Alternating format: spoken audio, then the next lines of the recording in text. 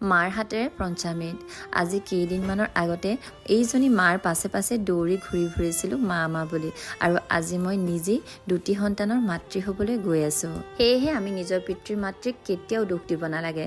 যিহেতু আজি মা যিটো স্থানত আছে ময়ো সেইটো স্থান এদিন পামগৈ।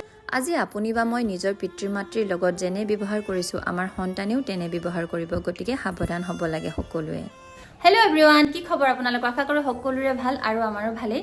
আজি মানে ওলাইছোঁ মাৰ ঘৰলৈ ৰাতিপুৱাই, যিহেতু এতিয়া মোৰ প্ৰেগনেঞ্চিৰ 5 মাহ চলি আছে, মানে শেষ হ'বলৈ হ'ল আৰু আজি মানে ঘৰত পঞ্চামৃত খাবলৈ যাওঁ, সেইকাৰণে ৰাতিপুৱাই ওলালোঁ। দেউতাক আৰু অনুভৱ গাড়ীত উঠিছেগৈ, এতিয়া মই যাওঁ। তাকে আজি কি কৰে কি নকৰে আপোনালোকক অলপমান দেখাম, আপোনালোকে চাব দেই।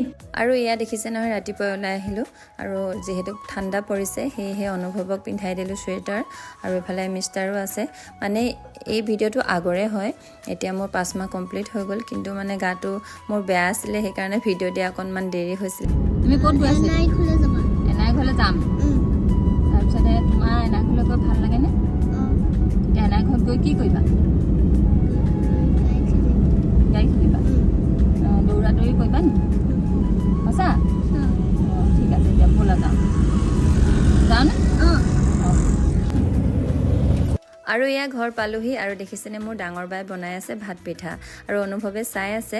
মানে মোৰ একেলগতে ভাত পিঠা আৰু পঞ্চামৃত দুইটা দি দিব 5 মাহতেই।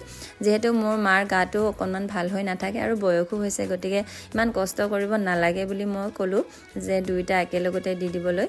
আৰু তাৰপিছতে ড্ৰেছ চেঞ্জ কৰিলোঁ মই আৰু লগতে অনুভৱকো পিন্ধাই দিলোঁ ধুনীয়াকৈ। মানে যিহেতু পঞ্চামৃত খুৱাব সেইকাৰণে অলপ ধুনীয়াকৈ সাজি কাচি ওলাইছোঁ আৰু আমি দুয়োটাই। আৰু দেউতাকেতো ঘৰৰ পৰা ওলাই আহিছে। আৰু এফালে এয়া দেখিছেনে ভাত পিঠা ৰেডি হৈ গ'ল আৰু এয়া মোক প্ৰথমে খুৱাব লৈছে পঞ্চামৃত। আৰু দেখিছেনে মায়ে তলত বহিব নোৱাৰে, মানে ভৰিটো বহুত বেছি বিষ আৰু বায়ে ধৰি বহাই দিছে। যিহেতু মানে মাৰ গাটো বেয়া আৰু মোৰ এয়া ছেকেণ্ড প্ৰেগনেঞ্চি, সেইকাৰণে মই ভাবিছোঁ ইমান মানুহ চানুহ মাতি মেলি খুৱাব নালাগে, এনেই নিয়মটো কৰি দিয়ক। আৰু সেয়া বা মা আৰু কোনোবি আছে, বেছি মানুহ নাই। এগৰাকী নাৰীৰ বাবে মা হোৱাটো সঁচাই বেছি বহুত মানে আনন্দৰ আৰু সুখৰ মুহূৰ্ত। আৰু যেতিয়া এনেকুৱা সুখৰ মুহূৰ্তসমূহত মানে কিছুমান নীতি নিয়ম কৰে, সেই নীতি নিয়মবোৰ কৰি থাকোঁতে কেনেকুৱা এটা অনুভৱ হয় মই বুজাব নোৱাৰোঁ। যিহেতু এই সময়খিনি আকৌ ঘূৰাই নাপাম, সেয়েহে এই সময়খিনি কেমেৰাতে আবদ্ধ কৰি ৰাখিছোঁ। আৰু এয়া দেখিছেনে জোঁৱাইকো অকণমান খুৱাই দিছে পঞ্চামৃত। আৰু তাৰপাছতে এয়া দেখিছেনে এতিয়া মানে ভাত পিঠা বাঢ়ি আছে।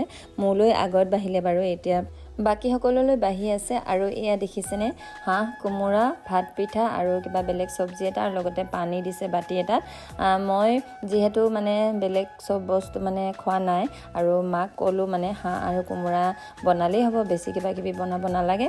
আৰু সেয়া চিম্পুলকৈ খাই দিলোঁ আৰু তাৰপিছতে এয়া দেখিছেনে ঘৰলৈ উভতি আহিলোঁ, ৰাতিয়ে হ'ল। আপোনালোকে আশীৰ্বাদ কৰিব যাতে দিনবোৰ ভালে কুশলে পাৰ হয়।